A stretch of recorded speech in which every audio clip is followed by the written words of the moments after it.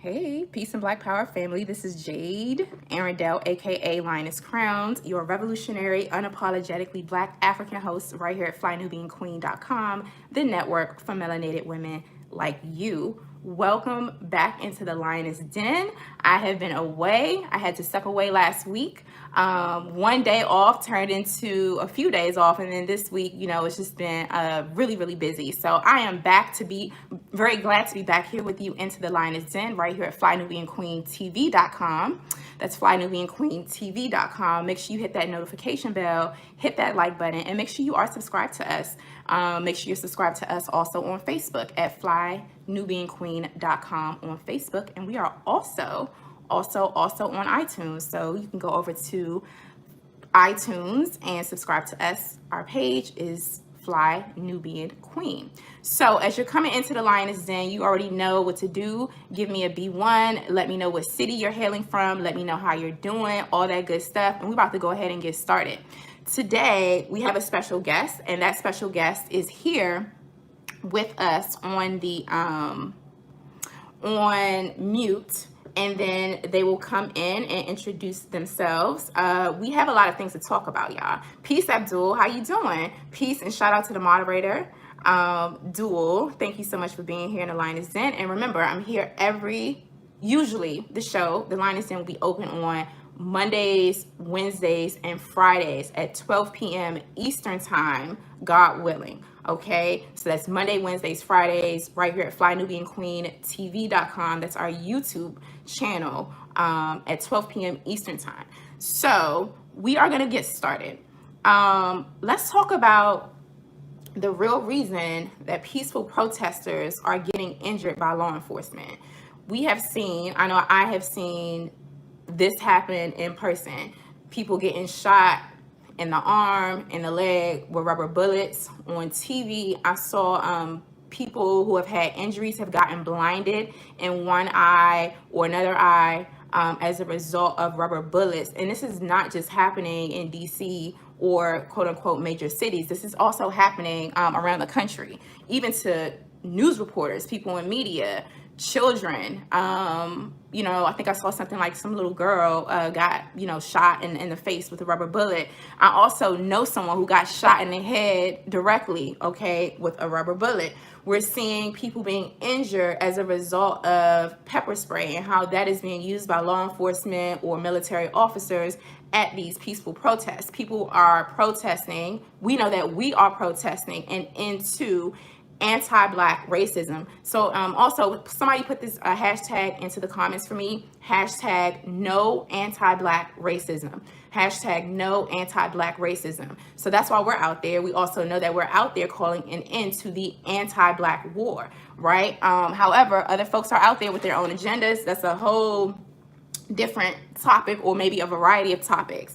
But what we are seeing though is an influx of people who are involved in peaceful protesting, who are being injured by law enforcement. So I have an expert, I will say, who is on the line, who's going to come in really, really shortly, and we are going to discuss a couple things. But as you're doing that, I want to welcome you again into the Lioness Den. I'm Lioness Crowned, Jade Arendelle, right here at flynubianqueentv.com. That's flynubianqueentv.com. Make sure you text the word Queens with an S to 31996. That's Queens to 31996. Okay, so we have a couple articles that we're going to get into. Special guest. My special guest name is Grown Man. His name is Grown Man. So Grown Man is going to be on the line via audio when I unmute him in a few minutes. But what I am going to actually do is just bring a couple things to your attention that have been trending in the media pertaining or related to this particular topic. So as I'm doing that, I'm going to thank you for coming into the Lioness Den. Also, I'm going to ask you to hit that like button. Make sure you hit that notification bell. Make sure you're subscribed to us so you can get your alerts. Make sure you text the word Queens to 31996. That's Queens with an S to 31996, so you can be notified when we go live when they be hating on us, okay? Yes. Dual, shout out to the moderator. Dual says, as you come into the chat, please hit the thumbs up. Absolutely. Also, I want to know where y'all are hailing from. What city are you in? Give me a B1 if you're Black first. If you're not Black first, this is not a space for you. All right. So I'm going to read the copyright disclaimer under section 107. of the Copyright Act of 1976, copyright disclaimer under Section 107 of the Copyright Act of 1976, allowance is made for fair use for purposes such as criticism, comment, news reporting, teaching, scholarship, and research. Fair use is a use permitted by copyright statute that might otherwise be infringing. Nonprofit, educational, or personal use tips the balance in favor of fair use. All right, so now that we done got that out the way, we are going to talk about a couple things. One, we see, I don't know if you all know this came out yesterday. Let me open up my news app, and as I'm doing that, thank you so much for hitting that like button, and thank you for subscribing to Fly Nubian Queen. It came out yesterday, actually, that the United Nations is going to, one of their committees is going to look into human rights violations happening at these peaceful protests. All right, and they're not just happening in America, but definitely the focus is America. All right, so this article is out of the Washington Post. It was published yesterday, and it's by Adam Taylor, and it says United Nations or UN Human Rights Council to turn attention on systemic racism in the United States. And it says, when President Trump announced 2 years ago that the United States would withdraw from the UN Human Rights Council, the White House said that the decision did not mean that the country would retreat from its stance on human rights or cause the administration accused the council of betraying. Quote, our commitment does not allow us to remain a part of a hypocritical and self-preserving or a self-serving organization that makes a mockery of human rights, end quote. Nikki Haley, the then U.S. ambassador to the United Nations, said of the top UN human rights body. Now, amid mass police accountability protests across the United States, the UN Human Rights Council is set to turn its attention to America. Let me know how y'all feel about this. If you are in agreement with this, give me some fire emojis or something in the chat or some comments and let me know what you think about this. I'm gonna read the sentence one more time. Now, amid mass police accountability protests across the United States, UNHRC, which is the UN Human Rights Council, is set to turn its attention to America. The body will hold a rare, quote, urgent debate Wednesday, which is today, on human rights in the United States, and African countries are circulating a draft resolution calling for a high-level investigation into U.S. racism and police violence. What do y'all think about that? This is really interesting. This article also goes on to say the United States, no longer a council member, will not get a vote on the matter. The State Department and White House would not immediately comment on the record, okay? It says UNHRC, which is the UN Human Rights Council's Wednesday event, will focus on, quote, systemic racism, police brutality, and violence against peaceful protests, end quote, in the United States, and after a request by all 54 African countries who highlighted the death of George Floyd, a black man who died in police custody last month, sparking a protest movement. The draft resolution, among other proposals, calls for an independent international commission inquiry. One of the highest level probes the United Nations can launch to look into, quote, deaths of Africans and people of African descent, end quote, in the United States, with the aim of, quote, bringing perpetrators to justice, end quote. Eris Ray says that this is a baby step. In the comments, shout out to you. Y'all let me know what y'all say. David Miller says, sounds good, but what? David Miller says, sounds good, but is it? Question mark. That's a good question. That's a good question. Let's go on to see what it says before we get into this a little bit more. Back to the article. But to many human rights advocates, the events tell another story about U.S. retrenchment from the international human rights arena, ceding some of the space to smaller nations, some with shaky human rights records, such as Burkina Faso, which led the nations calling for the debate. So I'm gonna pause it right there. Because I don't know where this is going. So the point is the United Nations Human Rights Commission is doing a probe, and they announced today, and all 54 African nations submitted a resolution about this to investigate racism, systemic racism, police brutality, and human rights violations in the United States against African Americans and people of African descent living in the United States in general, and then also directly related to these protests and the systemic anti-Black racism. Someone type in hashtag no anti-Black racism, hashtag no anti-Black racism, to look into all of those things. And then now the article is going into criticisms, about talks of human rights violations happening within some of these African countries. And to me, as a reader and a scholar and a teacher or an educator, I'm looking at that next paragraph and where this is going, and it shows that it's kind of a bit undermining, right? It's saying that these African countries, on one hand, are calling for human rights violations and a probe looking into what's happening in the United States, but they got human rights violations happening in their own countries, right? And so there's a little bit of finger pointing going on here. So that's why I wanted to pause and highlight that part. But back to the article.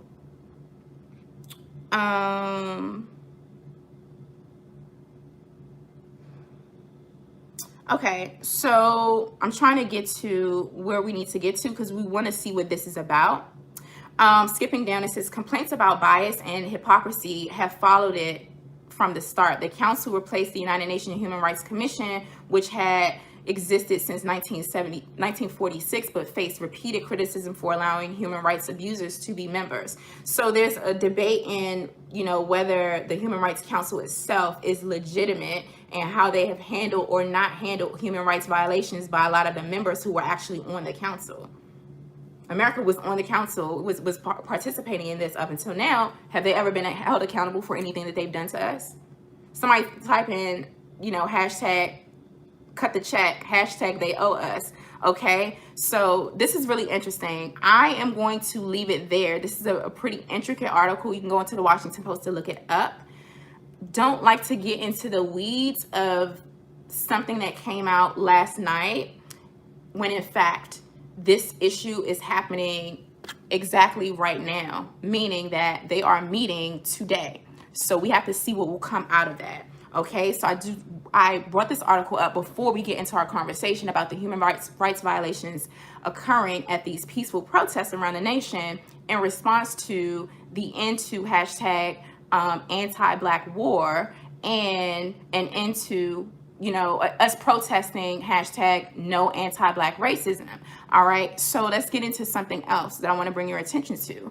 Also, if you're just tuning in, welcome. You have entered into a brave space. I am Lioness Crowns, Jade Arundel, right here in the Lioness Den at FlyNubianQueenTV.com. Make sure you're subscribed to FlyNubianQueenTV.com. We are here in the Lioness Den every Monday, Wednesday, and Friday, normally between the hour of 12 p.m. and 1 p.m. Eastern Time. And today we're going to get into this. Now, I saw something else that I want to bring your attention to before I bring up our special guest, Grown Man. His name is Grown Man, and he'll tell you a bit more about himself. This article comes out of News One, okay? This article comes out of News One. It says, cops don't arrest any armed, violent white thugs after shooting at protests in New Mexico. Bringing this up as an example. It says, the title is Cops Don't Arrest Any Armed, Violent White Thugs After Shooting at Protests in New Mexico.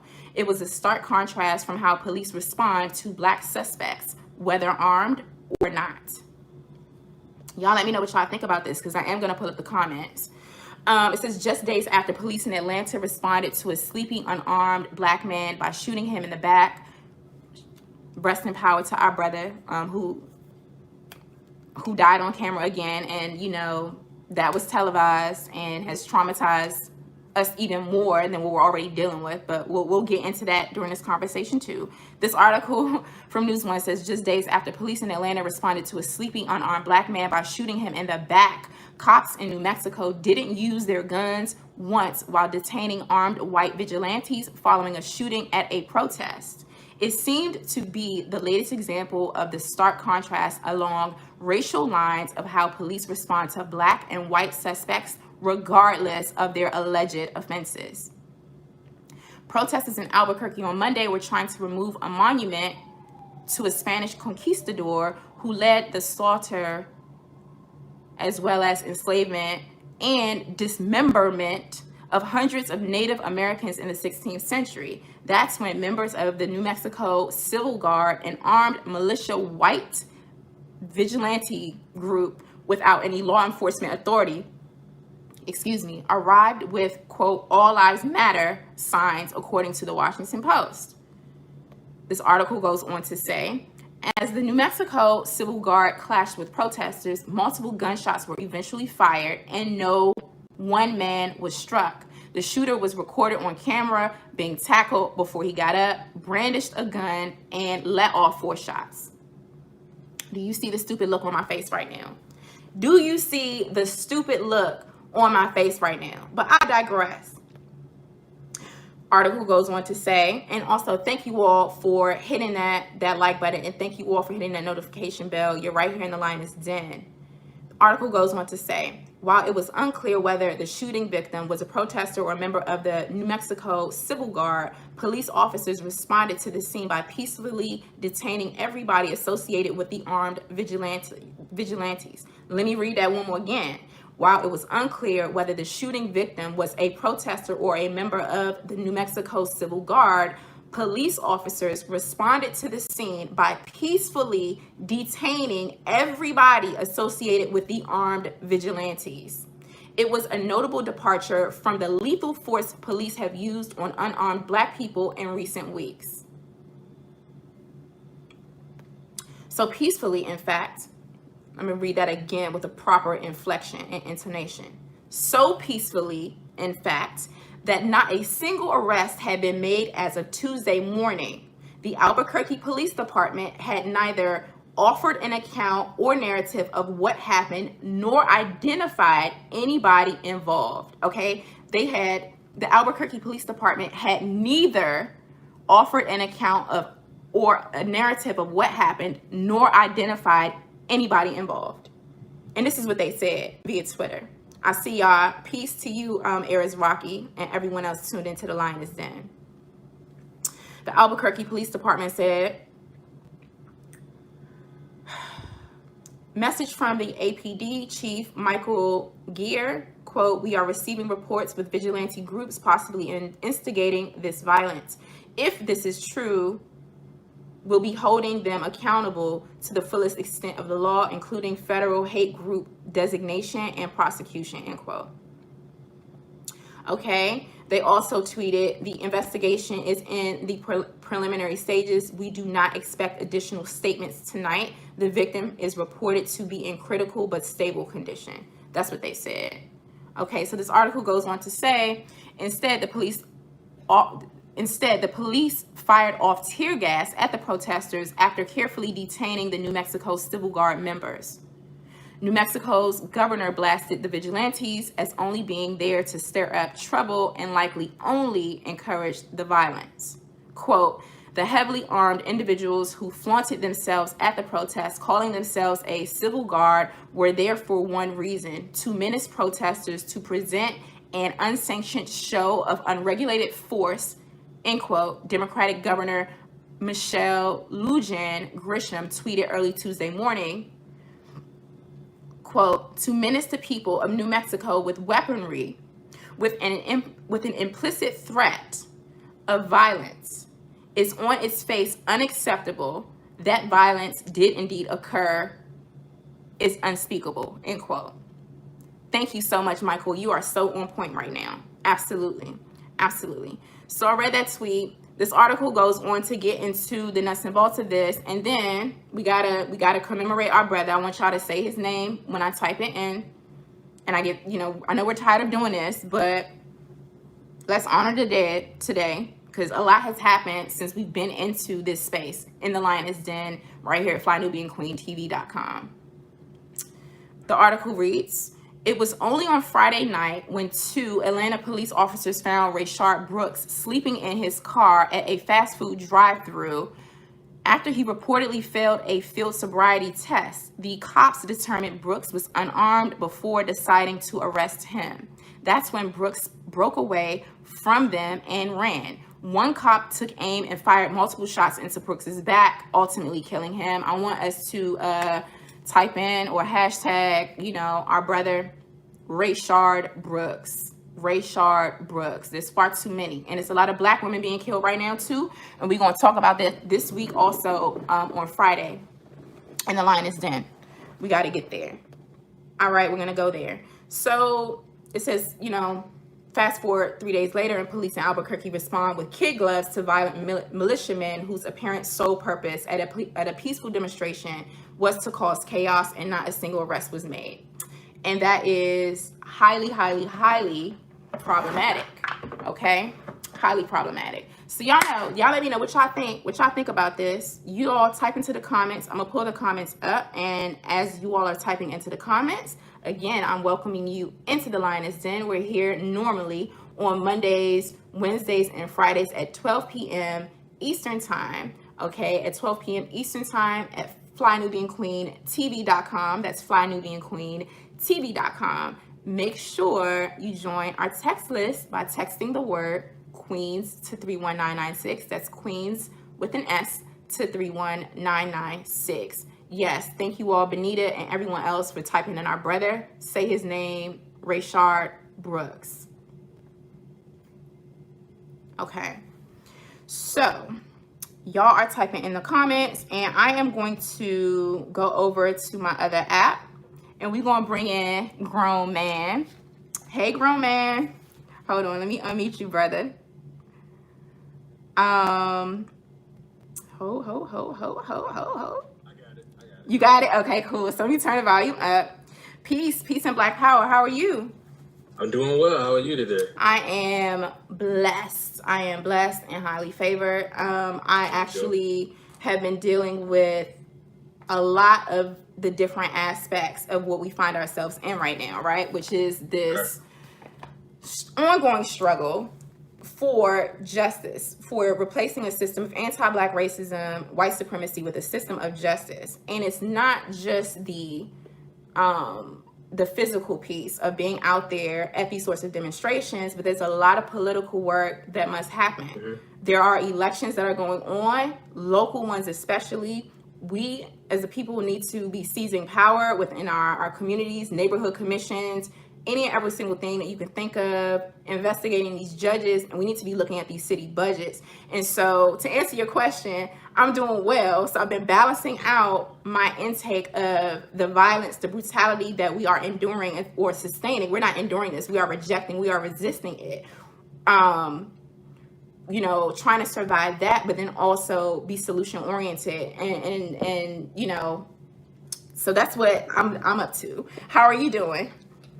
I'm doing well. As well as can be expected.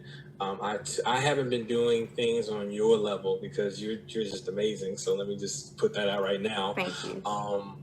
I've been more quietly. I have a show of my own, and I'm not going to plug too hard, but it's called True Information. It's on Facebook. There's a page, TRU Information. It's myself and my co-host Marquis Davis. Mm-hmm. Talk about similar issues within the entire society from a veteran standpoint. I am I'm an 18-year veteran of the United States military. 18 years? Yeah. Wow. When you graduated high school and I graduated high school, I left when we graduated high school. Oh, yeah, I remember that. Yeah. Okay, cool. Yeah. But 18, I'm like, wow, 18 years though. Yeah. Just about. Okay, so tell us a little bit more about who you are and all of that good stuff. I'm just still like, dang, 18 years. That's like a whole lifetime. It is. It's enough for someone to have been born that year and then become a full quote unquote legal adult right now. So I am, like I said, my co-host and I have a show, and we've been talking about that show. We've been talking about the issues. One of our biggest things that we've been trying to do is enlighten people on what is actually going on as far as why are people rioting, why are people protesting, what is the uproar, because there's a large generation of people who either don't know or just don't want to know.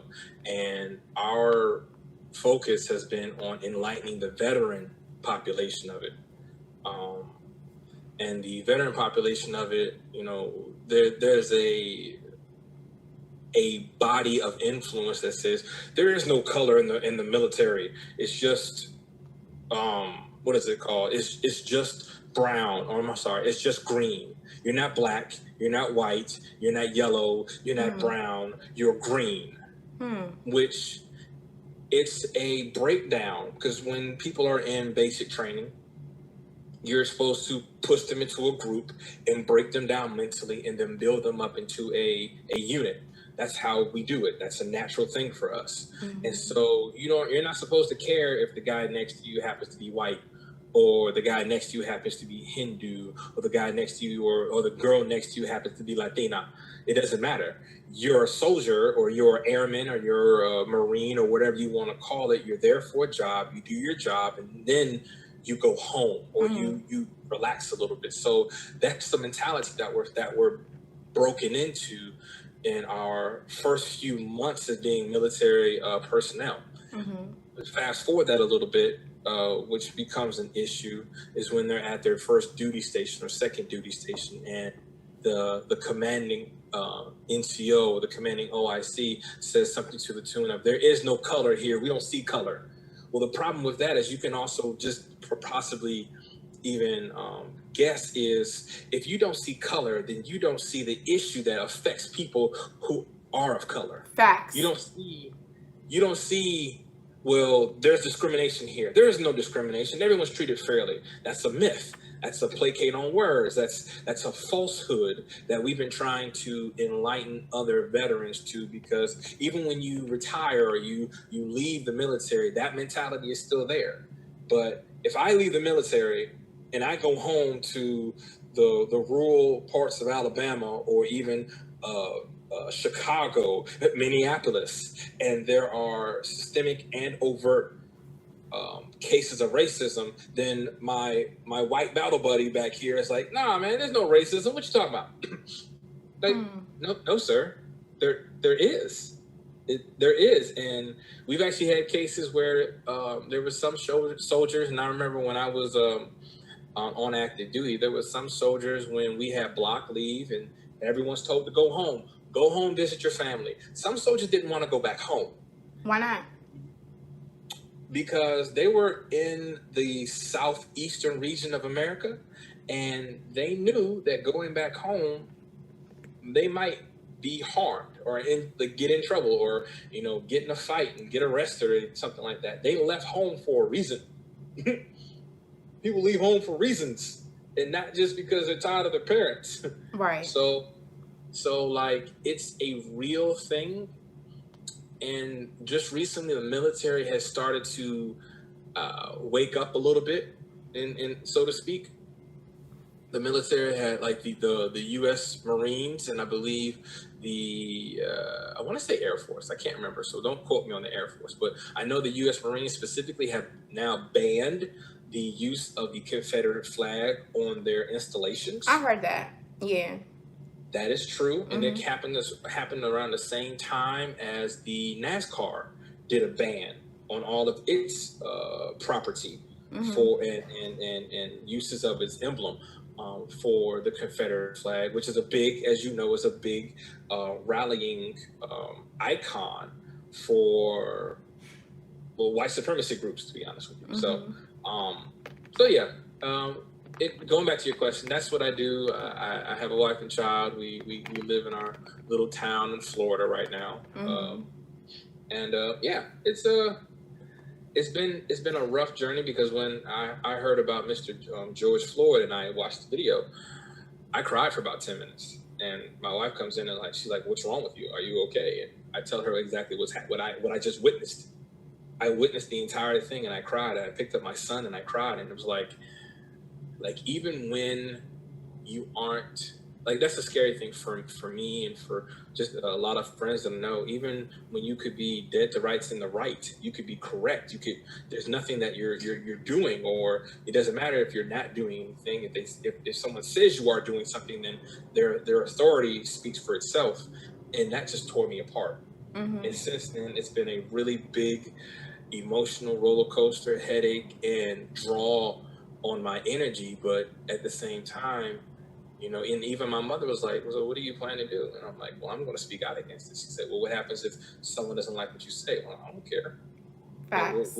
What if they come for you? I'm like, wait. So you're worried about reprisal right now, Right. but I'm worried my son and my son having to deal with the same thing that I had to deal with as a grown man, that you had to deal with as a grown woman and a little girl, and that grandma and grandpa had to deal with as just citizens of the city that they lived in. So why would I stop?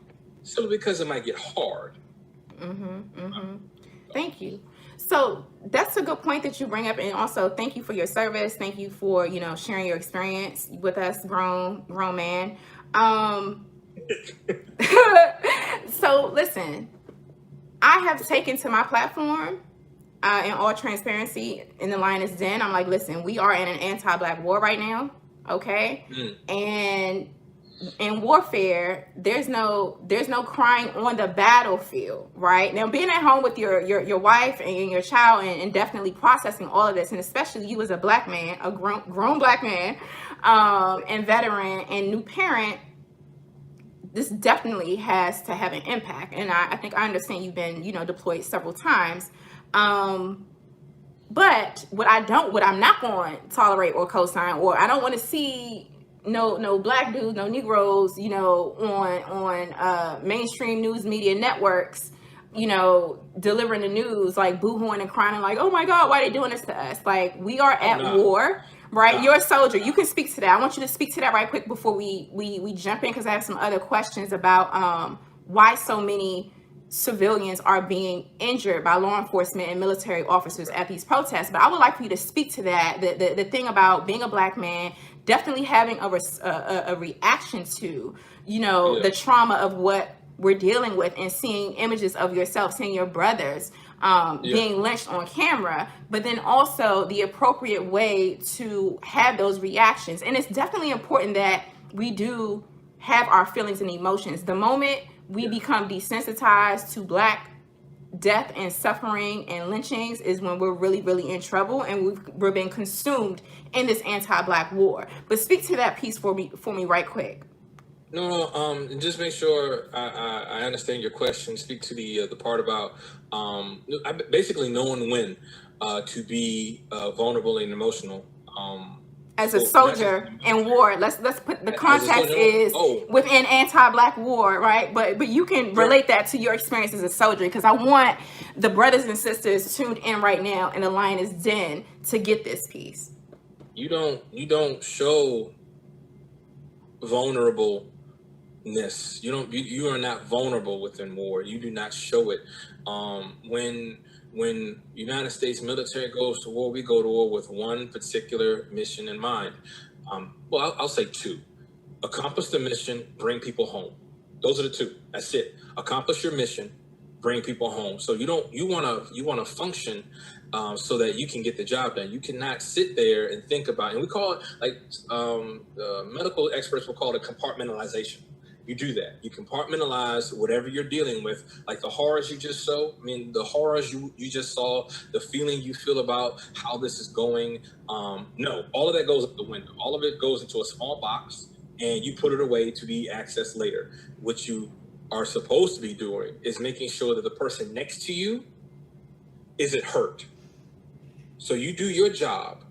You fire your weapon, you cover your buddy, you make this plan, you are locked tight, and making sure that you have every single thing you need and that you can function and to form in that moment, as long as you possibly can. You will deal with your emotions later. That is what we're taught. That is how it happens. The issue becomes when you don't let it out later, when you don't positively and constructively have a release of that emotion, of that that pent up aggression, that rage, everything. You have rage. You're gonna have rage, Jay. I'm gonna have rage. Everyone's gonna have it. This is not a clanging subject. Facts. But the point, you have to focus it, and you have to focus yourself to accomplish the mission. And I believe, and you spoke on a little bit, but I believe for years now, as this anti-Black war has raged, we have not had a specific mission. We've had a lot of protests.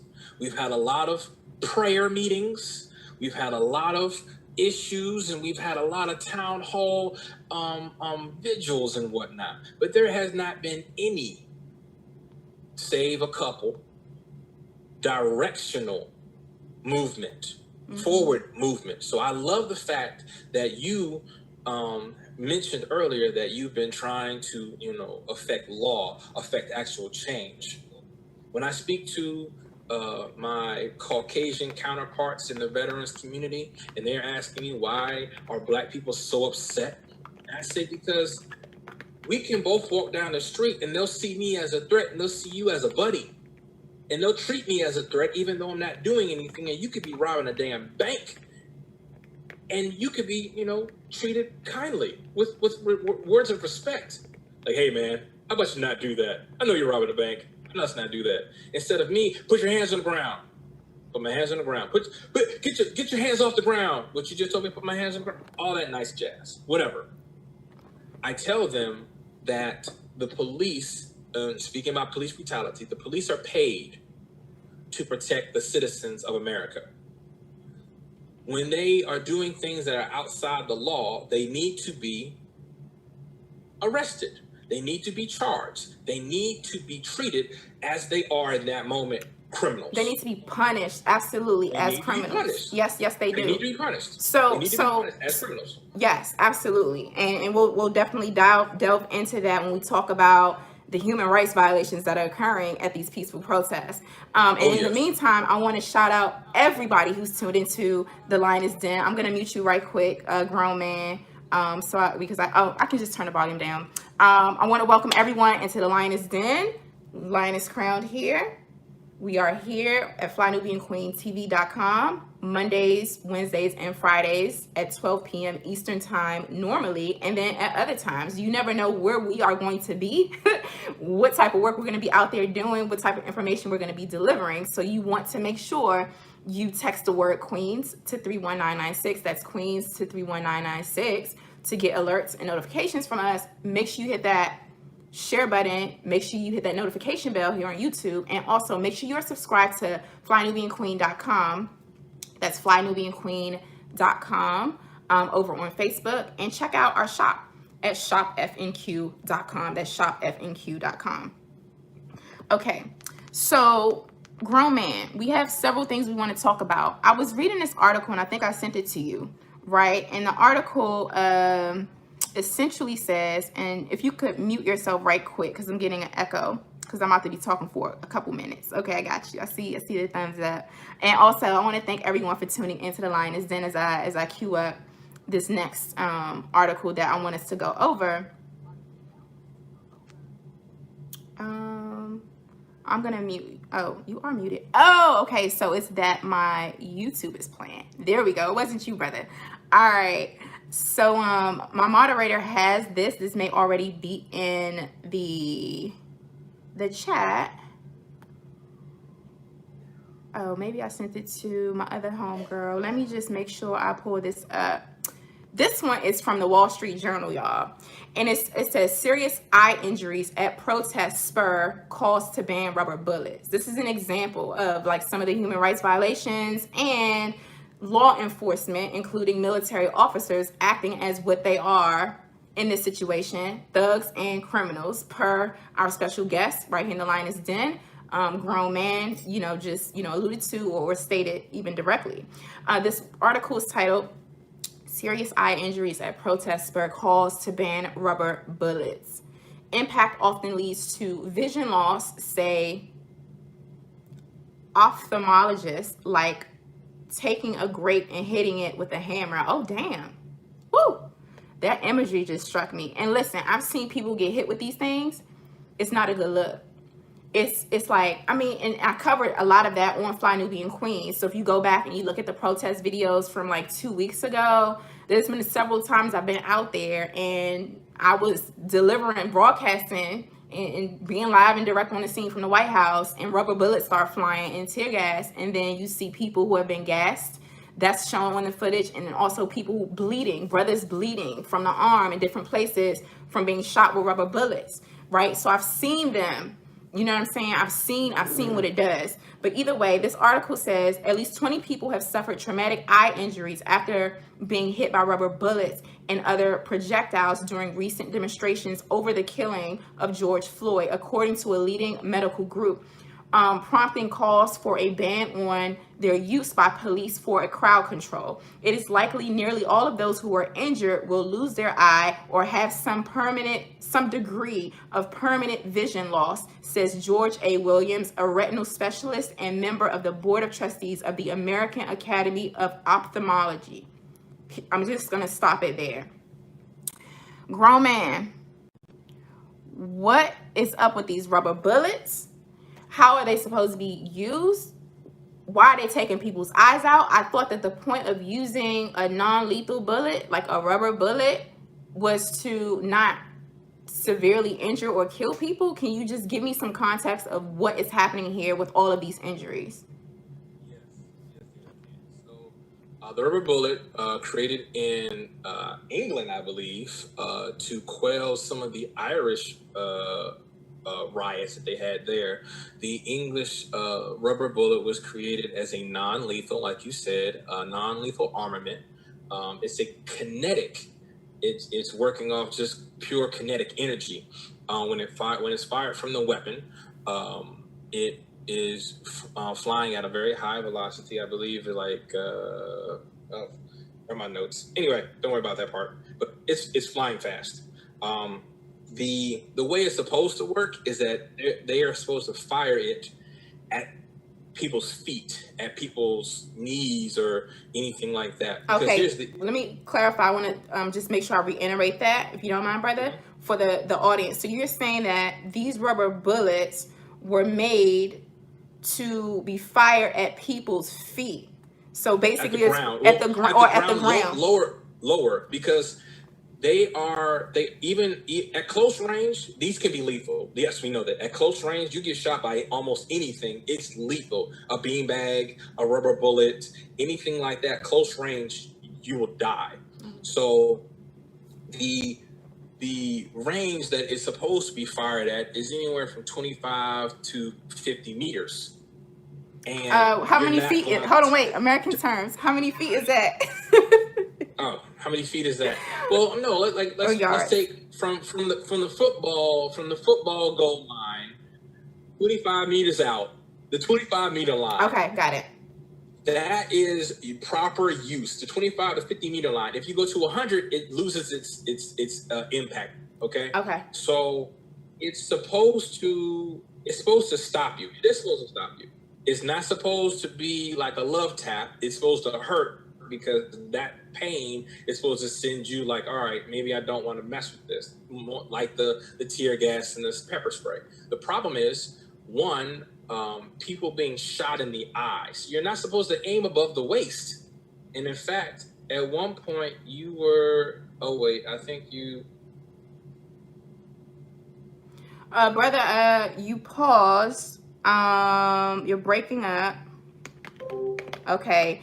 Our brother is going to come right back in. This is our brother, Grown Man. So basically, as he's coming back in, I want to thank you all for tuning in. I keep seeing number patterns also as we're doing this broadcast. So I wanted to name that. I've seen 444 a couple times. I've seen 1234 and all of that good stuff. And I love when I see numbers, because they are wonders and signs. So what our brother, Grown Man, was just saying, he's a veteran. And he does talk about these sorts of issues in terms of anti-Black racism, within law enforcement, military, structures, practices, and the issues that our brothers, face within the realm, and sisters face within the realm and stuff of military. So what he was saying is that rubber bullets, the way that they're designed, is to be fired at the ground with the intention to disperse a crowd. What is actually happening is that they are being fired at people, and that it can be lethal at close range. I see 4-4 again. All right, it can be lethal at close range, is what he was saying. Okay, so he's coming back into the app, and this is a perfect time to remind you all, go over to flynubianbusiness.com. That's flynubianbusiness.com, and be sure to subscribe and check out our business programming. Also check out flynubianmoney.com. That's flynubianmoney.com. And work on, think about some tips to bring building a Black economy and all that good stuff. All right, so our brother is back into the Lioness Den with us. I want to thank you all so much for tuning in. Lioness Crown here. Again, we're here Monday, Wednesdays, and Fridays, normally at 12 p.m. Eastern Time, as well as other times around. I'm going to unmute you, brother. And I know that you were talking about the Teddy Riley effect. I'm not sure what the Teddy, or is that something different? Did I see something else? I can't hear you. Your audio is still coming in. He's like cracking up. No, can you hear me now? Yes. Excellent. I'm sorry. I was saying the Teddy Riley effect because my internet was going in and out horribly. Oh. So you're referring to that the battle that they had, the versus battle that they had on Teddy IG. Riley See, stuff be going over my head. I be so serious all the time. Like, oh, well, you said the Teddy Riley effect. Is that like a thing, a tactic, a way to fire rubber bullets?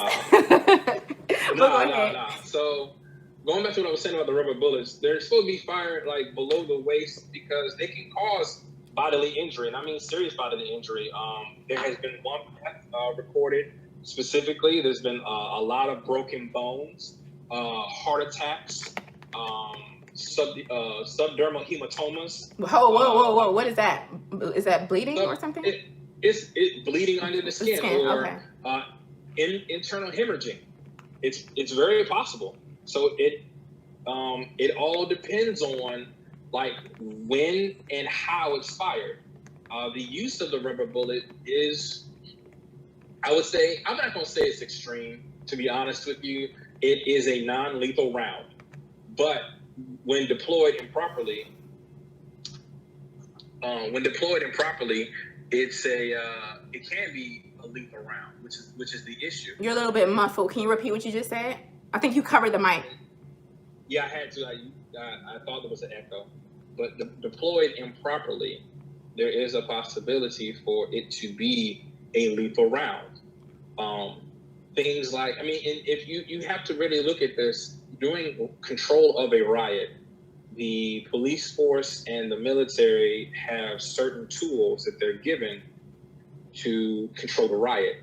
The shields, the padded armor, the tear gas, the pepper spray, and the kinetic munitions. They're all non-lethal. Excuse me. The problem is... Sorry, literacy moment. Kinetic what? Oh, sorry. Ammunition that is not used to pierce the skin. Got it. Ammunition that is not used to pierce the skin is called kinetic what? Yes, kinetic munitions. Kinetic munitions. Got it. Thank you. Yes. Because I'm still learning too, y'all, by the way. Shout out to y'all, and thank you all for hitting that like button. But go ahead and continue, brother. Yeah, so they're all given, the police department, the police department, military, in their role as riot quell or to quell a riot, are given this type of equipment. None of this equipment is meant to be lethal. That's the thing. It's all non-lethal equipment. But when employed the wrong way, it does become lethal. And that goes back to training and intent. You can be trained very well, but your intent at this point is to kill, which is wrong. You can be poorly trained, which you shouldn't have the equipment, which is wrong. You should be well trained, and have no intent except to disarm, diffuse the situation. There are also paintballs. They have these paint munitions, which is not a kinetic munition, but it's a paint munition, and it's just like firing a paintball. Have you ever gone paintballing? If you get hit the right spot at the right range, you get a nice bruise. Look, besides paint. you know I'm red, you know, yellow, mellow yellow, red bone, all that stuff. So them paintball things cause major bruising. Okay. Yeah, right.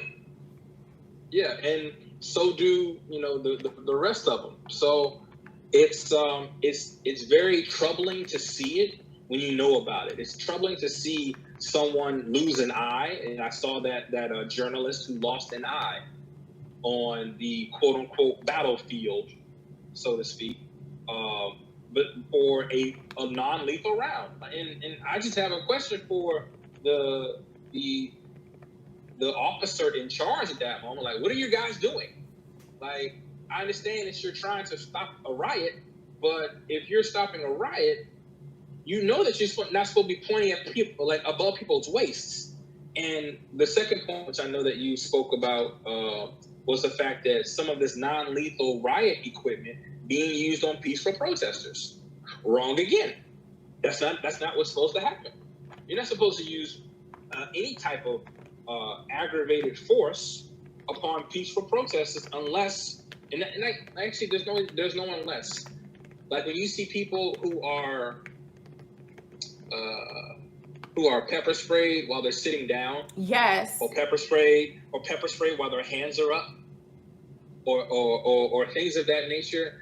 That is improper use. Okay. That is improper conduct. All right, let me pause for a second because I want to make sure we're all getting this. And someone shouted me out rather for saying that, like, listen, I'm still learning too. Like, this is a space for us to all be learning. So I want to thank you so much, grown man, for really taking your time with your expertise of your over 18 years of military experience. You know what I'm saying? As a brother who is actually, on code and devoted to, helping us achieve some liberation and Black empowerment. I want to thank you for your time and like really educating us in this moment. So I wanted to give gratitude for that. But you're saying that the ways in which pepper sprays are being used, according to your observations within these protests out here, is it improper use? Yes. If you're like pepper spray, tear gas, there was an article that said that that tear gas was used to clear a church near the White House, so a picture could be taken. Yeah. But if they're peaceful protesters, then what ends up happening when peaceful protesters are told to move, they move because they're peaceful. Like, move. You can protest here, but we need this spot really quick, and then you can move back. That's the kind of conversation that can happen if everyone's doing the right thing. But anyway, I digress. When you spray someone with this pepper spray, the thing about it irritates the eyes and nose and mouth. You're not your eyes, your nose, and your mouth at the same damn time. Same damn time. It hurts. I've been pepper sprayed. I've been tased. I've been shot with a rubber bullet. They're not fun. They're not fun. But the employment of it is that it's like non-combatants. You're not supposed to do this on people who aren't fighting you. You're not supposed to do it on people who are not fighting you. They didn't listen to what I said. Like, okay, maybe you're saying it the wrong way. Maybe you don't have. Maybe you're just being impatient. Maybe they're not listening and they need to start listening. But the fact of the matter is, when you use these non-lethal, you still have to be very careful. Excuse me. You still have to be very careful using these non-lethal. There's non-lethal equipment on people. People who got tear gas. There's a young lady that died because she had an allergic reaction to the tear gas. Yeah. And it could be said, well, she shouldn't have been there. Well, it was her First Amendment right to be there. Right. To peaceably protest, to gather and organize and peaceably protest. That is a legitimate First Amendment right. There's no amendment that says that you have to get shot with tear gas and die. So, I mean... Got it. Let me... That, Go ahead. No, continue, please. I think that the usage and the over militarization of the police force in America has also led to issues like this.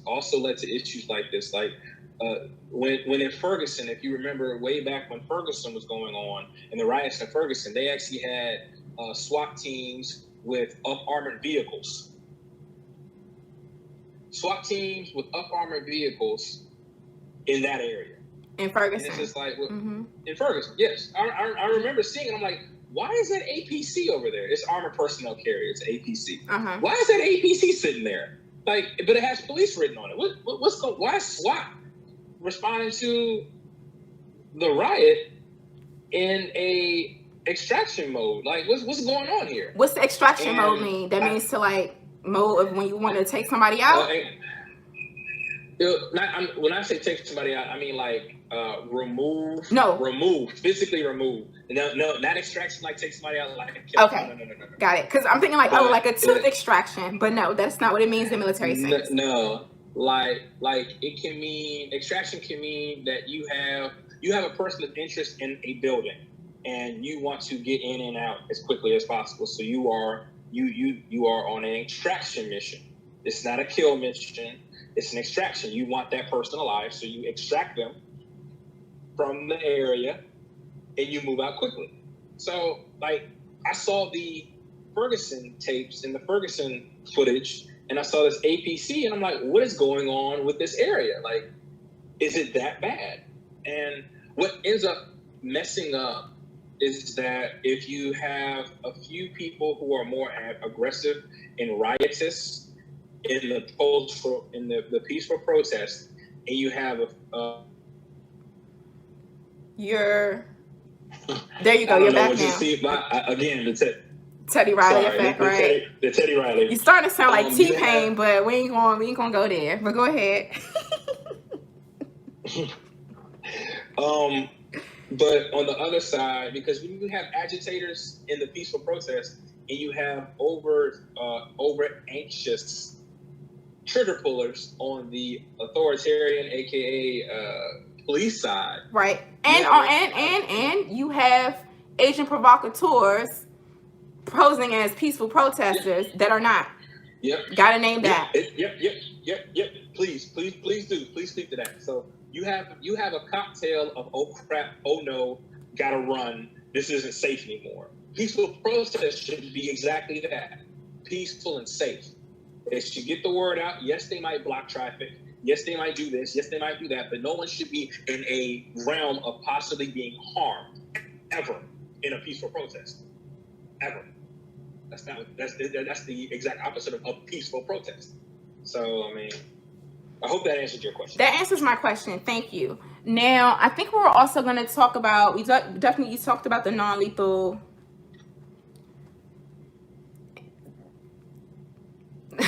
means, right? Like these are supposedly they're supposed to be non-lethal means, but they are being weaponized as like killing tools, right? And so I do not trust that, clearly, based off of the evidence of what I'm observing, because I'm also learning and practicing other ways of inquiry, making observations. When I say inquiry, in terms of asking questions, so y'all will see me to constantly ask what things mean. That's what Mr. Neely Fuller has been teaching us, especially this week. If you didn't tune into his broadcast, I need y'all to go over to producejustice.com, but that's a whole nother conversation. So that's why I'm trying to look at these things differently.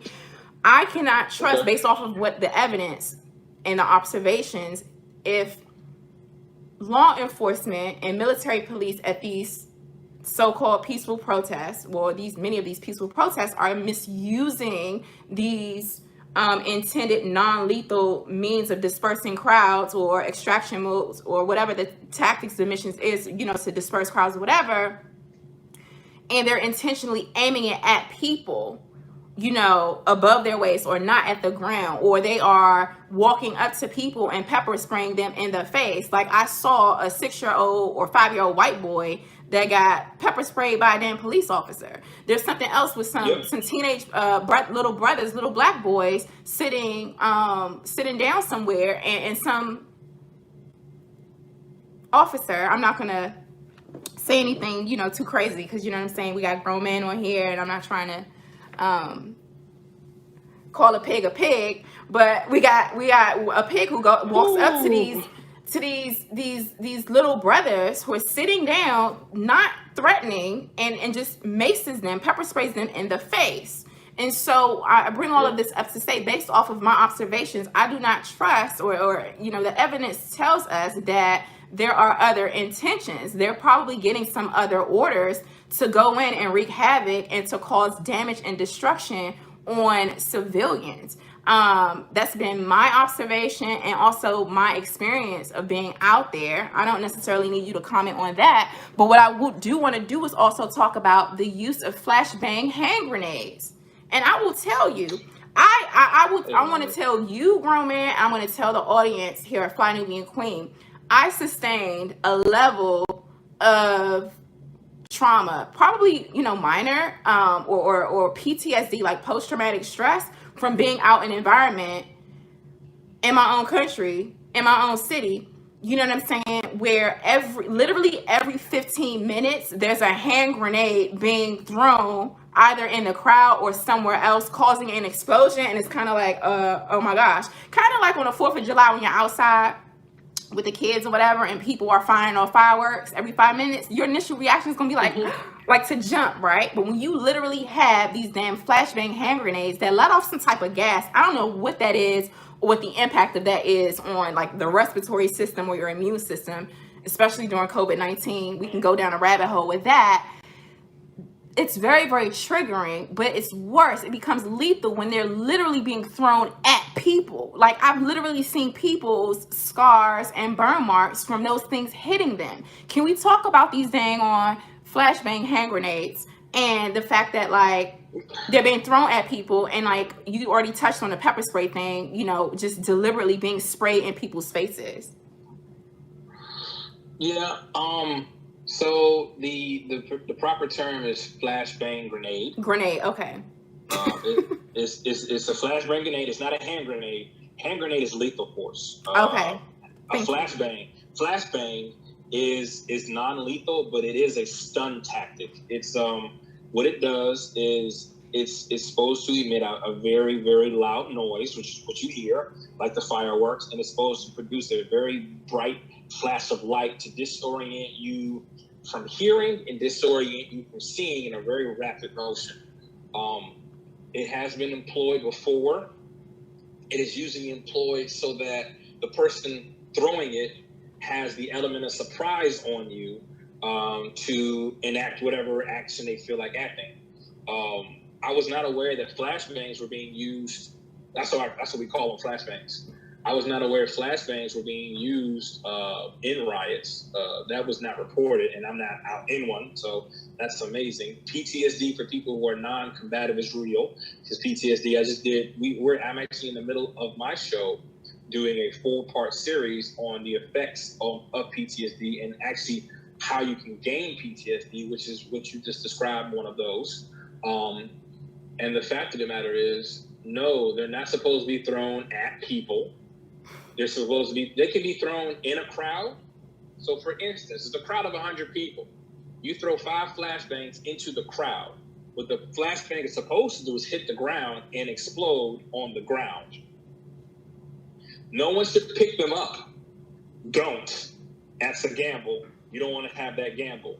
Just like a bad firework, if you pick up a flashbang, it will explode at one point. Once it explodes, that might be your fingers or your face or your chest or things of that nature. What you might have experienced was the detonation powder that comes from it that stinks. It does not have an added respiratory feature like a gas grenade or gas canister has. That specifically works on the eyes, nose, throat, and respiratory system. They had something out there. I don't know if it was some type of spray. It was something, but it was like a little burning, sensation. I don't know. It'll burn, and it can cause asphyxiation, which is choking. It can cause all of that. And what but it doesn't cause all of it instantaneously to the point of death, which is why it's called non-lethal. It causes that direct discomfort and disorientation in order to make whoever it is being used on to stop what they're doing. Whoever, and that's all it is. And so it can be used as non-lethal, but when it is employed or is used, I call it employed because that's what we do to call it employed. When it is employed, it has some restrictions to it.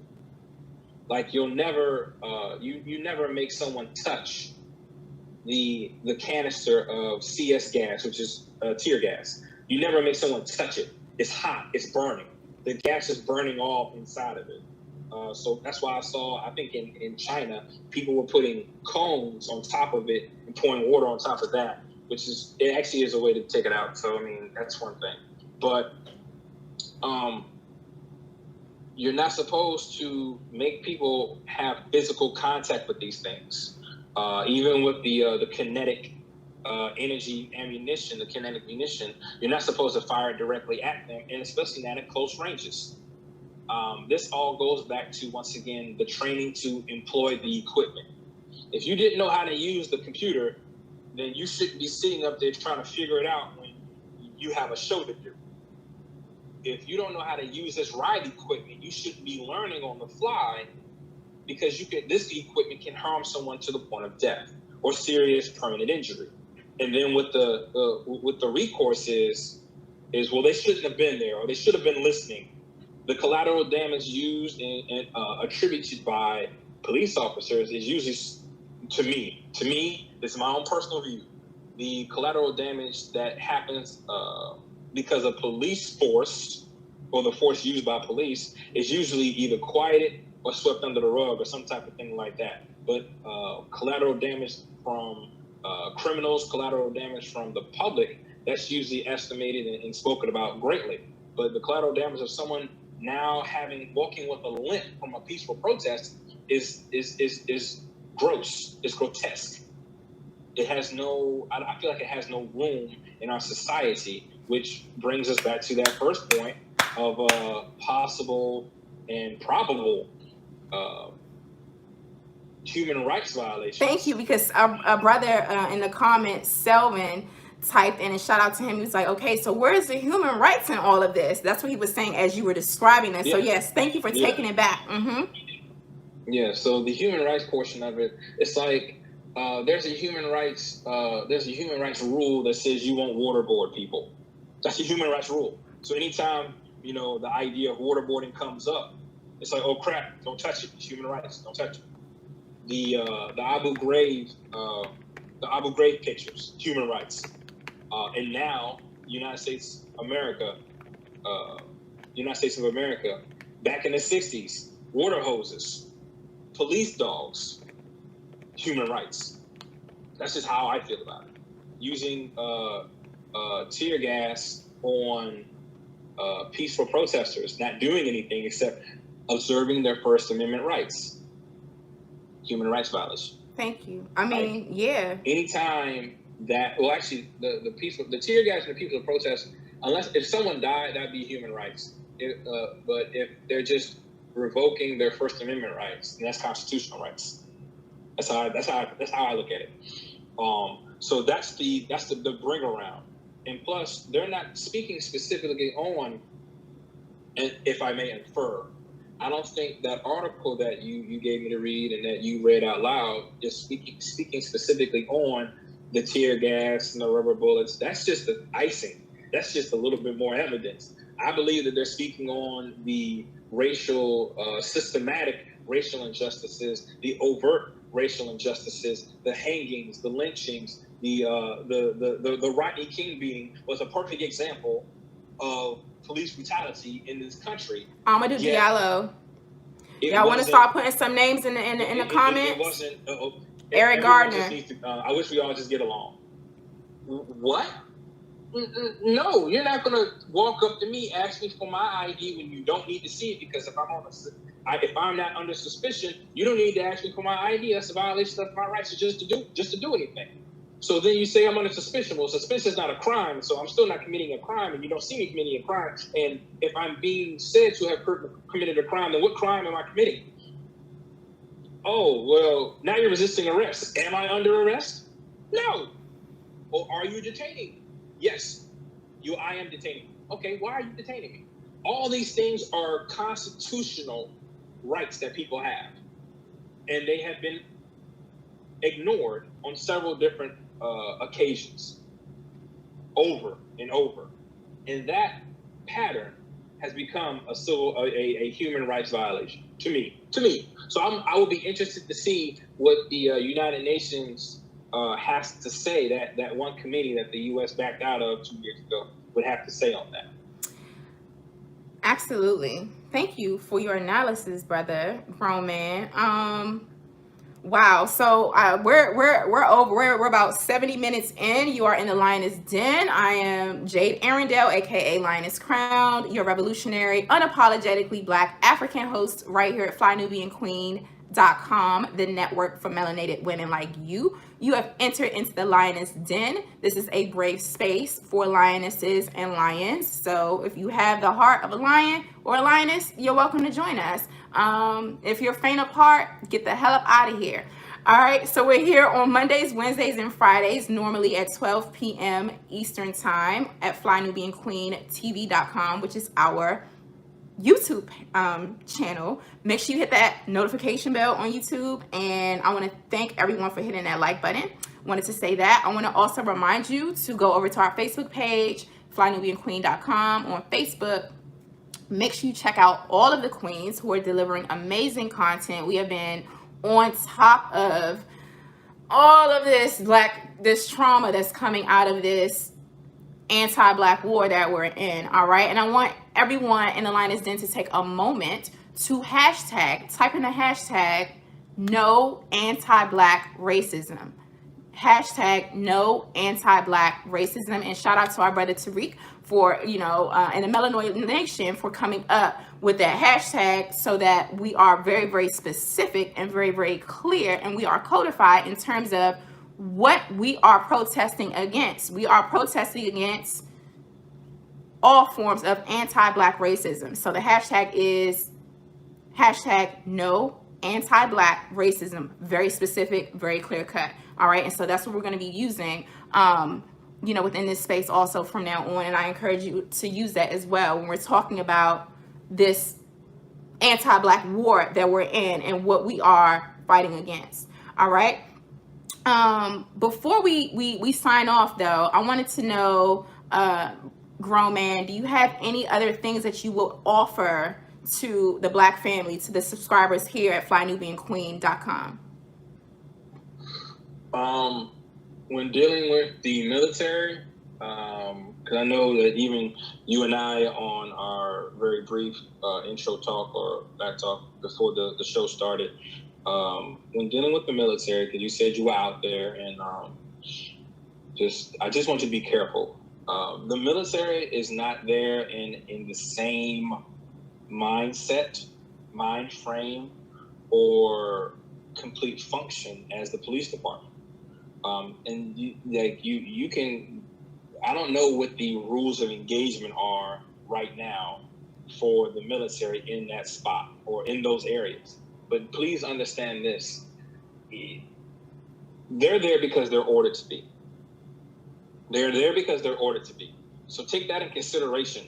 The time when your job told you to come in when you had a holiday, they're there because they're ordered to be. It is their civic duty, because they signed on a dotted line to follow orders that are appointed to them by the officers above them.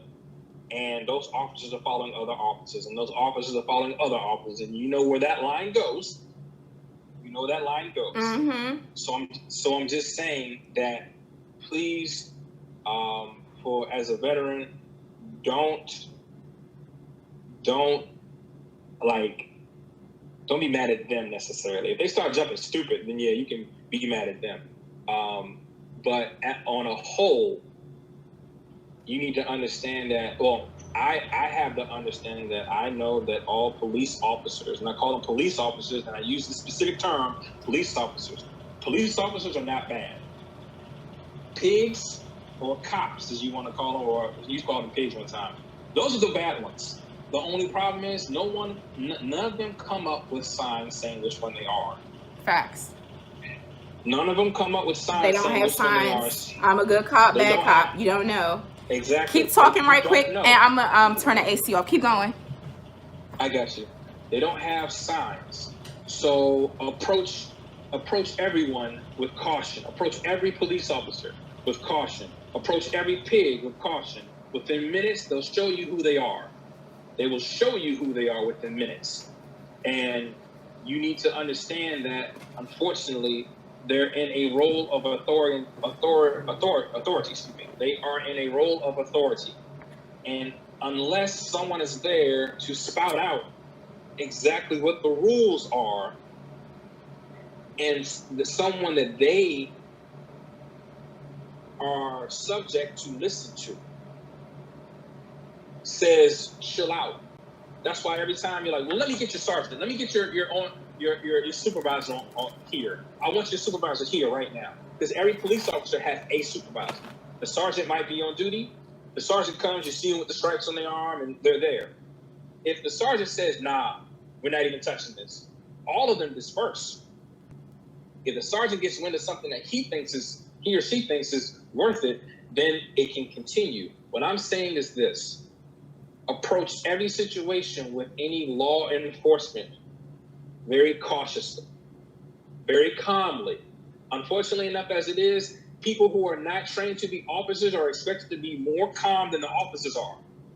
Say that again and explain that, please. People who are not trained to be officers, the public in general, the general public, are supposed to stay calm and cool and collected more often than the officers who are supposed to be the ones who are maintaining peace. That's what we've seen. We've seen officers, I fear for my life. From a candy bar, I fear for my life. From a wallet, I fear for my life. It was dark, so you, with your authority, shot someone because you feared for your life. I fear for my life. But the person was running away. Facts. So please approach everyone with caution. Everyone needs to be approached with caution. And even bigger, watch them approach you and grow your caution. As they approach you, step back a little bit. I don't know who you are. You know how we grew up. Someone walks up on your who are you? Yeah. I don't know you. You are within my personal now 6 feet bubble. Why are you here? I just want to talk to you. Okay. I don't have to talk to you right now. You don't. Oddly enough, people don't know this. You don't have to talk to police officers unless they're detaining you. Now that comes into the: am I going to be mean to the police officer, or I'm going to shoo away the possible pig that's near me right now?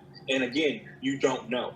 So that's why everyone needs to approach everybody else with some caution. That's my word. Thank you. And you did say something when you started off that statement about the mindset of local law enforcement or a police officer tends to be different than the mindset of the military officer. So we're also seeing National Guard deployed. We're seeing military officers. Can you speak to that mentality, please, for our audience? And again, I want to shout out all the brothers and sisters who are tuned into the Lioness Den right now. This is what this is about, us coming up with solutions and being on code and on guard at all times. So go ahead, grown man, with that.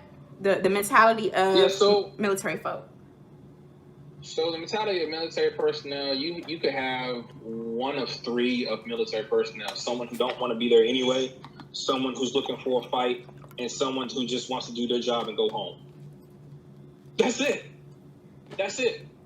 And real enough as it is, the military is put there as a stopping power, as a show of force. They show up with their riot gear and they line up in their lines, and you're like, oh crap, the military's here. Hey, y'all, the military's here. Yo, they just got the National Guard out here, man. Man, it's not that serious. Yeah, it is. They got the military here. It's a show of force. It's a show of force. So are you offering, let me ask a clarifying question. You know what I'm saying? Because, Mr. Neely Fuller tells us to do that. I know I had you tuned into him before we went live. Yep. He said for us to make sure, there is a show of force, right? Like, so basically, when you are behind enemy lines, because we are prisoners of war within this anti-Black war, whether a lot of Black people or folks want to believe this or not, to not overreact, right? Or and be cautious of like the symbols and the signs that are going out there. So when the National Guard shows up, it may not necessarily be as threatening potentially as someone who's just in a law enforcement, but they're doing that to show power and force, and how we respond to that show of power and force from the hand of what racism, white supremacy. It really matters how we respond. It is. That's completely correct. Soldiers have a different rules of engagement when deployed, and we bring some of that back with us when we live back here in America. The show of force from the military is just that, and if force needs to be used, it will be used. Honestly enough, you're not going to have soldiers chasing you down the street. You're not. You won't have have you seen it? Have you seen a soldier chase someone down the street? No, no, I haven't. I saw them push the protesters by the church. You saw but I didn't see them like chasing nobody. Push them away from the area. Right. You'll see a police officer chase somebody down the street, right? Yeah. Usually the fat cops that. Okay. The white ones that be like in front of Dunkin' Donuts, but that's a whole nother conversation. Go ahead. Man, we ain't talking about that, man. That's just hiring status, which is another thing, but we ain't gonna go there. But no, like the mentality is somewhat different. People recognize what feels right and what feels wrong, and when it feels right, it's sanctioned. It's okay if it fits the narrative of what everyone else around you is doing. So if I think it's right, and you think it's right, and you think it's right, and you think it's right, you're all on my side, then we're all right. Bam, go. Not always the case if it's actually wrong. As opposed to, like, I mean, not to get it convoluted or even just mince words, but my biggest focus is I want people to protest peacefully. I do not condone looting whatsoever. And I am unfortunately on the fence every now and again about what rioting really is and how that starts to happen. I do not believe all of this has come out just because the Black Lives Matter movement has been trying to start riots. I don't believe that. I know there are outside agitators. But be that as it may, I don't believe that everyone on the police force in those areas has the peaceful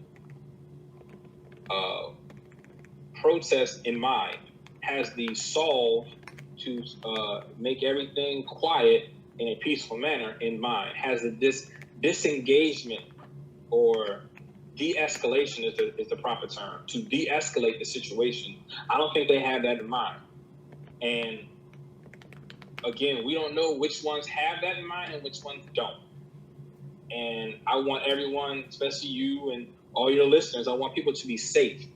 I don't need any of y'all getting hurt. Not because it affects me directly, but it affects me as a person. It should affect everyone as a person. People shouldn't be getting hurt from peaceful protests. That's all I'm saying. I hear you on that. Thank you for sharing your perspective on that. Okay, got it. And okay, final word. Jake, I can't hear you. Oh, wait, really? Oh, here I am. I said thank you. Thank you so much for your perspective on that. And like the final question I want to ask you. Are you still there, brother? I think. Yeah, I'm here. Okay, cool. What sorts of protective equipment should people be wearing, or should our people, Black people, be investing in general, but definitely if you find yourself out in the middle of these protest movements? Because I particularly don't see these protests slowing down at any point, because the anti-Black war is not slowing down, as we see every day, every other day. Another lynching or police killing is being televised. So what do you think? Let's see. things to protect yourself. How can you protect yourself against non-lethal equipment? You could athletic cups. Athletic cups. Athletic cups. What's that? Yeah, basically. For your genitalia, if you're a man. Okay. Yeah. See, this is the lioness den. I don't have male genitals, so thank you for It's not just for males. clarifying. Oh, really? It's not just for males. I didn't know that. Okay. Really? You ever get kicked in the ovaries? Absolutely not. No. Well, good. I don't want to wish that on nobody. No woman. I do not wish to get kicked in the ovaries to no woman, but it still hurts. Hurts a lot. Because again, that rubber bullet can rupture things inside of you. So athletic cups for both men and women will be a good start. Your extremities, i.e. your arms and legs, they're just out there to hang out. But protecting things like protect your chest, protect your neck, protect your head and your eyes and your head and eyes. Yeah, head and eyes. With what? With what for your chest and neck, and with what for your head and eyes? I mean, you can pad a coat. I know it's summertime, so padding a coat might not be a good idea, but you can pad a coat.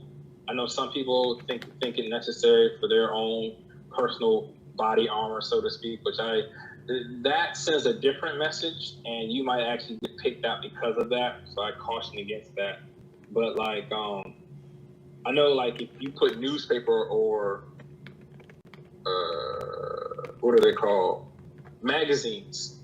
If you put that in between an undershirt or put that on your skin and just have it there so that if anything does shoot you, then the kinetic energy is dispersed across that one layer. It doesn't actually hit you harder than it could. Things like we already got masks. It is what is it called? It is COVID-19 still out, but we've got masks, and to use those, protect your eyes. Protect your eyes because you don't know what debris could fall in. So some good sunglasses, they sell them on eBay and Amazon or whatever. Some good sunglasses, and like I said, the biggest thing that's going to probably protect you is being aware of your surroundings, being aware of the posture that changes from time to time with the military or the police force, because they're supposed to be giving you warnings. They're supposed to be telling you, we're about to fire something. Yeah, they do. They do. They're supposed to tell you. And if they don't, they're wrong. But if they do, then just pay attention at that point. Okay, they're about to fire something at us. And sometimes they don't, though. Let me intervene, and maybe can you elaborate on this? If someone's agitating them, I've literally seen white boys, for example, throw things at military police and at law enforcement and do things to intentionally cause a ruckus. Or they'll do something in a crowd, create a scuffle with someone else in the crowd, and then law enforcement or military police try to disperse the crowd. So I wanted to also, clarify that too. They don't always give you a warning. There are other factors that could lead up to or be the result of a non-warning, but I have also seen those warnings too. I heard back them. up. Just back up. When told to disperse, at that point, everyone knows it's a protest. When any type of violence is shown, it has the ability to morph from a protest to a riot. At the moment that any type of aggravated violence or anything like that is shown, move. When I move, you move. Just like that. Can you reiterate that again for the audience right here at Fly Nubian Queen? And I want to thank everyone for hitting that like button. If a peaceful protest can turn to a riot very quickly when agitators or someone does something that requires a response. When that happens, you've got to move. You've got to move out the way. You've got to get out of the way. and people getting out of the way at least helps quell the issue that is happening. It could be they're trying to disperse you because they don't want you there, but at the same time, if there's something happening behind you, you need to leave. You need to leave immediately, because when I move, you move. It doesn't need to be any more basic than that, because a peaceful protest, once again, doesn't have any violence in it. Right. And not supposed to. You don't want to. It's not supposed to. But you know, within an anti-black war, when we're in war, you know what I'm saying? We're still the battlefield. This is it. Our day-to-day lives. We have to be mindful of that too. You do. So like, I'm not going to tell anyone to go toe-to-toe with a police officer or a person in the military. I'm not going to suggest that. I'm not going to, like, that's not going to come out of my mouth whatsoever. That's why I'm saying, like, these peaceful protests, you know, they have the ability, because, and I say that because of this, excuse me. I say peaceful protests need to remain peaceful because of this. We don't know what narrative is being written. We don't.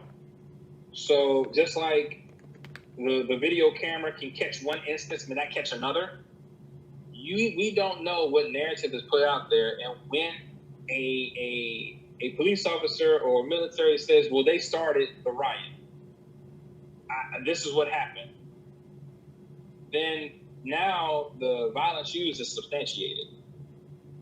It's substantiated because their ROE was triggered, their rules of engagement. The reason why they engaged the crowd, it was triggered. And once the engagement of the crowd happens, everyone loses. I don't care what side you're on, everyone loses.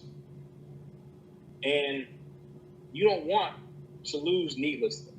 So yes, the war, the war you speak about is real,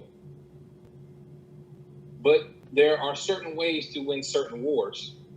And when I'm not saying that you got to run and be afraid. I'm saying stand up, protest, march. I'm saying get up close and make sure your voice is heard. But when they start saying we're about to fire something at you, be aware they're about to fire something at you. Facts. Right, and you don't want to get hit. And you don't. It's not a pleasant feeling. I can tell you firsthand. It is not a pleasant feeling having any of those non-lethal means used against you. And if you can think you big and bad and thick and strong and be choking out on the ground. And I'm not talking about someone choking you out like a physical thing, but you get hit with tear gas and you can't breathe. Can you fight when you still can't breathe? The Karate Kid tells us no. Can you fight when you can see? Not a lot of people can do that. And I'm guessing not a lot of people in that crowd can do that. And the scary thing is apartheid was a law. The law was wrong. Mm-hmm. But apartheid was upheld. Mm-hmm. Jim Crow were laws, but the laws were upheld. Right now, the idea of law being spouted towards you while this is happening is a law. And until it isn't a law, it's being upheld. So please be careful, because what I would hate to see is that someone get really messed up because of a law that is upheld that is still inhumane. You know what I mean? Mm-hmm. That's that's my message. Just everyone be careful is my message. Thank you. I hope that comes off. No, and I was asking and I want to thank you so much, good brother, grown man. As you were speaking, I was looking at the chat and I was interacting with the chat and I was asking folk if they found this information to be helpful, and they were like, yes. And so I'm going to give you the final word. You can let us know how to follow you. I want to thank you for, coming into the Lioness Den, sharing your life experience, your professional experience, your military, your 18-year plus military experience with us, so that we could be on code and on guard and really know how to move, right? I think you've given us a lot of solutions, a lot of insight, information that is much needed in these times. So thank you. Let us know how to follow you, and Also, if you want to, we can reiterate, I want to reiterate for the family here that the topic today is the real reason peaceful protesters are getting injured by law enforcement. So we went into the tactics that are being used that are supposed to be non-lethal, but they can be lethal, but they're causing a lot of harm. And we also talked about how this is coming, what's happening here to us is being used in a larger conversation internationally today, actually within the United Nations' Human Rights Commission. Before I give you the final word, one thing I also want to reiterate is that we also did talk about today, brother Goodman, is the difference that we saw between how peaceful Black protesters are being treated with these non-lethal means, and some people, Black people, have actually died at these protests, of us protesting, against, we want an end to anti-Black racism, right? Hashtag no anti-Black racism within the hashtag anti-Black war. So we have seen people out there actually be killed by law enforcement. Then we have seen what we're talking about today, the misuse of these non-lethal tactics, right, at these protests. And then we also talked about how the white boys and the militia groups are being handled with kid gloves, not being arrested, brandishing weapons and busting off shots, and the huge racial disparity that's happening within that. So I wanted to remind the audience of that. If you came into the Lioness Den late, you can go back to the beginning and catch that. I'm not in a rush to end the broadcast, so brother, if you want to keep flowing, I know that the lionesses and the lions in the Lioness Den are enjoying the conversation. Man, well, I appreciate that.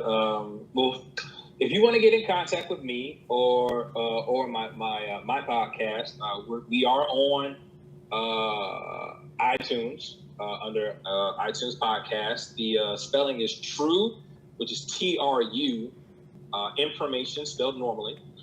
We also have a Facebook fan page, and you can email me if you want at grownassmanspeaks, which is all spelled normally, all lowercase, no spaces, grownassmanspeaks@gmail.com, or at the show's email, which is TRU information, true information, no spaces, true information 2020@gmail.com.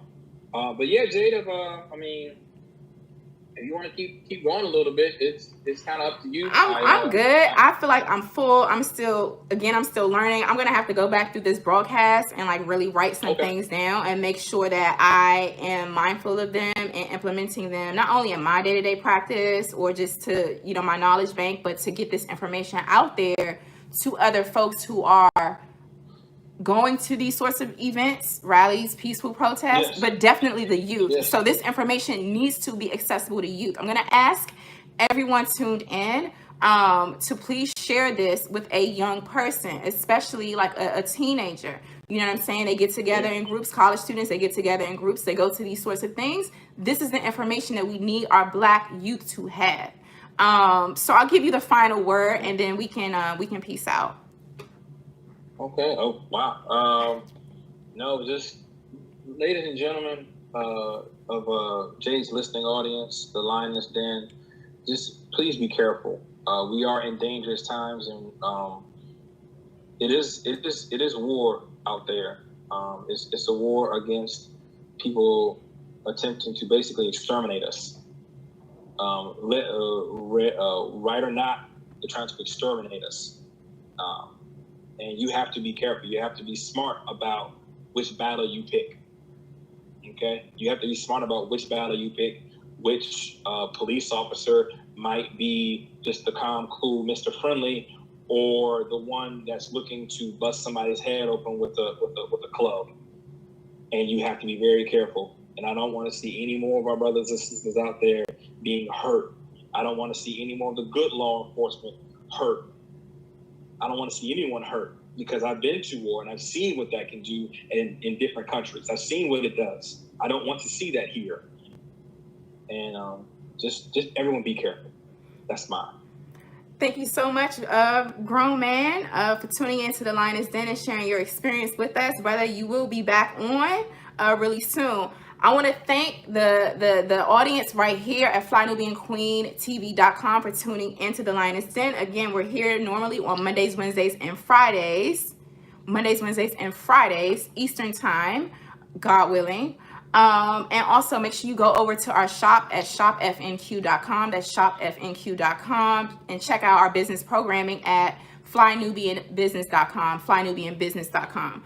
All right, y'all. I'm full. I'm about to go make sure that I get on with the rest of what needs to be done on the calendar today. We got a lot of work to do. I was also listening to producejustice.com. That's producejustice.com. Mr. Neely Fuller. Interestingly, Brother Grown Man, I don't know if he knows this or not, but Mr. Neely Fuller is also a veteran. Okay. He's an elder. He's really, really old. He's an elder. He's probably about 95 or something right now. He goes on every week, every morning, I believe Tuesday mornings, between 9 a.m. and 11 a.m. Eastern Time. And he always reminds us, he teaches us in the compensatory code, right? Always act as if, for us to remember that we are behind enemy lines and that we're prisoners of war, right? And so in situations when we're confronted by law enforcement, military, police, what does not work is to fight or flee. When you fight or flee, any sorts of situations, then the evidence, the record shows that it does not work out in our favor as Black people in an anti-Black war, as prisoners of that war in a system of racism, white supremacy. And so be calm, cooperate, know your rights, don't resist, because they'll get you up on charges on that. And you deal with it later with your lawyer. All right. And so I highly implore you to listen to his broadcasts and other information. I'll be using sound bites from what I'm learning as I'm going along, doing my own work again, because I'm still learning. I want to share that with you all. So we'll be talking about more of those things in the Lioness Den and what the code actually is. And for us to all get on code, and be on guard. So I want to thank you all for tuning in. Thank you for everyone who showed up, shared your energy, commented, share this video, subscribe to FlyNubianQueenTV.com, hit that notification bell, everyone who just, were present. You all are so very, very kind, and I love you all. All right. This broadcast is ending, but so is global racism and white supremacy. We will defeat this beast through fortitude, preparedness, and collectivism. And always, always, always remember that they stole us, they sold us, so they owe us, family. Until next time, peace and Black power.